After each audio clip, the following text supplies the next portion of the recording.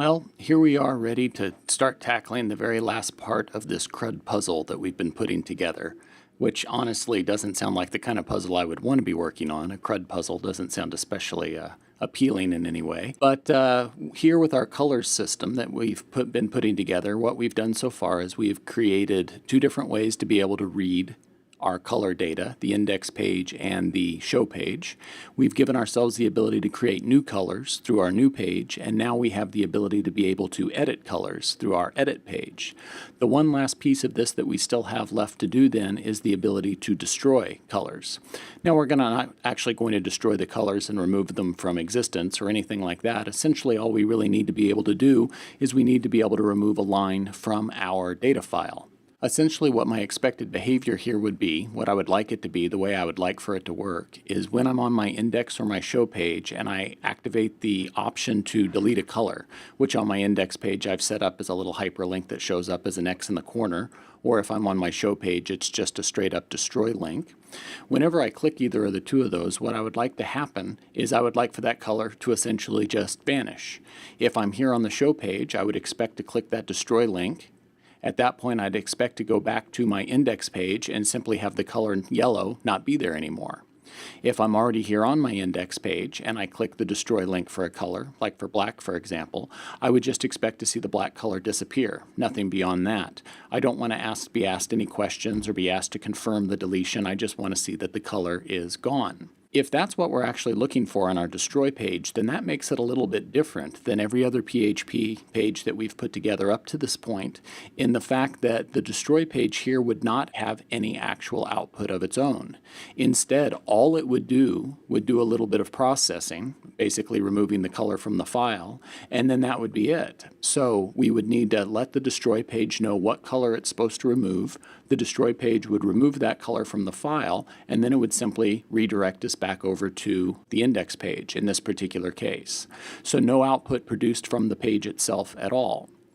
In my text editor, I've already gone ahead and started my destroy page, and since this page isn't going to produce any output of its own, it doesn't really need to have the basic HTML structure in it the way that all of our other pages have. Instead, this page can just be nothing but pure PHP from the very beginning until the very end. In the destroy page itself then, I would need to go through the basic process of wiping out the color, and that process would have to start with knowing what color it is that we're going to wipe out. So just like we did on the show and index page for the edit link, for example right here, where whenever we click the edit link we actually pass the ID for the selected color, I would want to do essentially the same thing for the destroy link whenever it's actually called.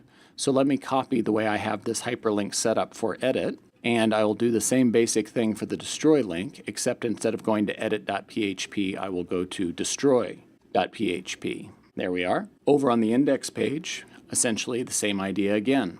On the index page, I already have my edit link set up right here where it passes the ID of the color that we want to edit.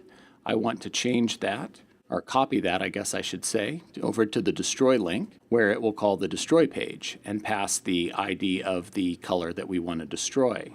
There.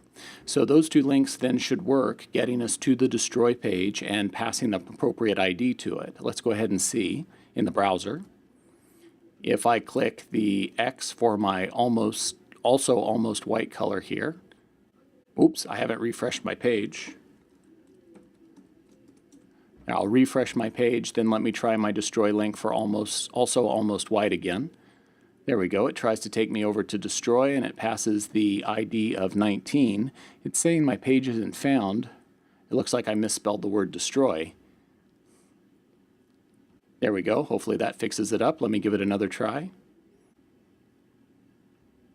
There. Now it's taking me properly to my destroy page and it's passing the ID of the color that's supposed to be destroyed.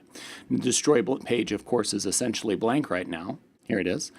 What I'll need to do now is fill into it the actual code that's necessary to process and remove that color from our file. The very first thing I might do in this file, though, kind of like on the edit and the show page, is I need to confirm that we actually do have an ID to work with. If there's no ID to work with, then there's really no point in going on and doing anything else. So let me start off with an if-is-set, where I'm going to check and make sure that I actually have an ID value in the get array.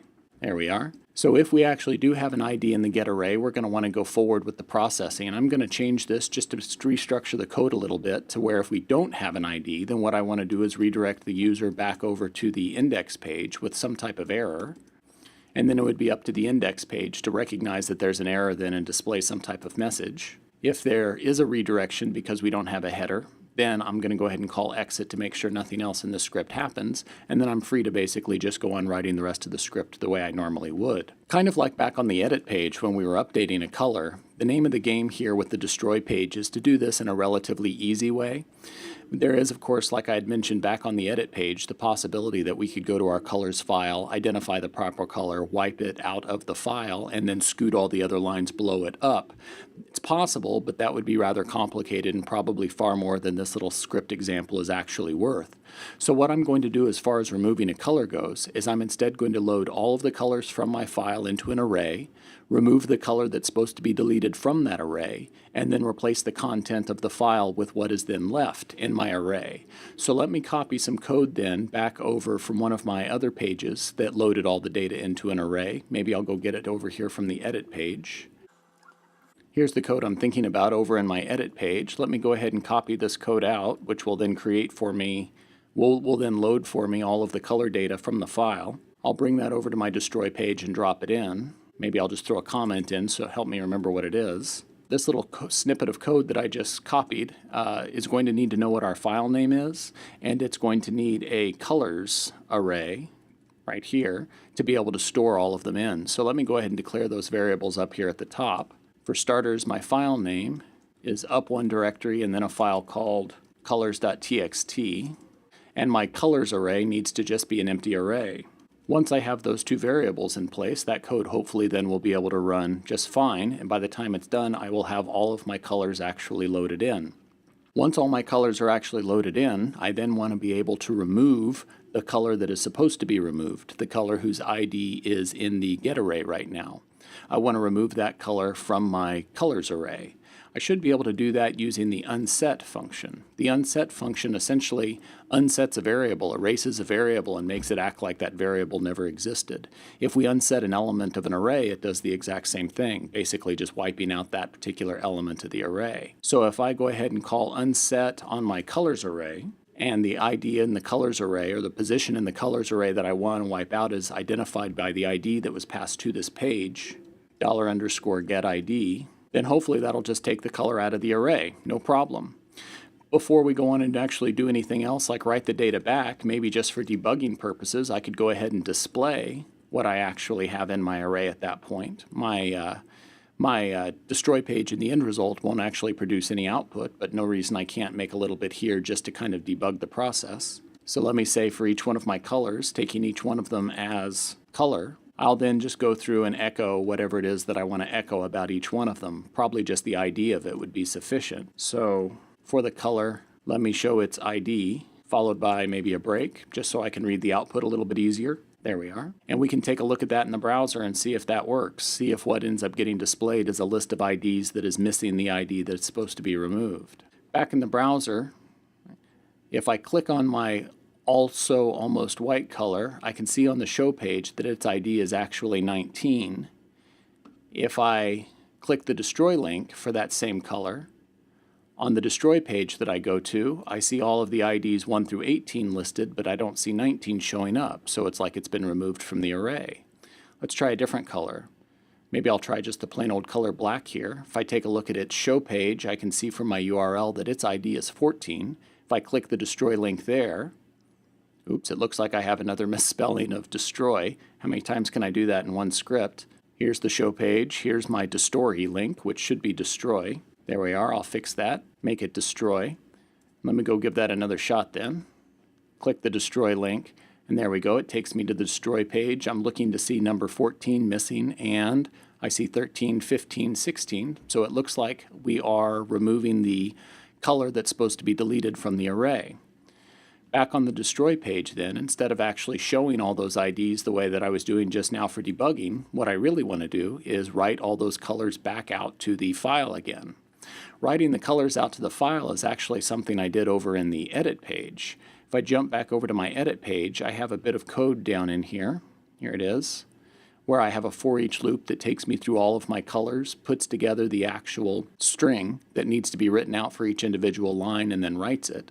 All of that's happening here then after a file's been opened to write to it. So how about I just go ahead and copy what I have here, about that much of it. I'll put that over here on the destroy page. And that ought to be putting us in the right direction. So I already have my file name set up. We open that file in write mode, so anything that's already in that file will be overwritten. As long as the file gets opened, we then loop through all of our colors. I did call my array colors, so that part seems to be compatible. We put together each one of our output strings with tabs in between them and a new line at the end. We write all that data out to the file, one line at a time, close the file when we're done, and then when the entire thing is finished, we essentially want to redirect them not back to the show page, but back to the index page. The show page sounds like a decent idea, but since the color's just been deleted, what show page would we send them back to? There's really nowhere else to go. So hopefully that ought to just about do the trick. I guess we can give it a try then and see if it actually works. Here, since I'm writing out to my file again, replacing the content of the file, it would probably be a good idea to make sure you have a backup of your data file if you're playing along at home. I think I already have a backup, so I'll live dangerously and go ahead and give it a try. Let me jump back to the browser now. Here in the browser, if I refresh here on the black page, if I click destroy, it takes me back over to the index page and the color black is gone.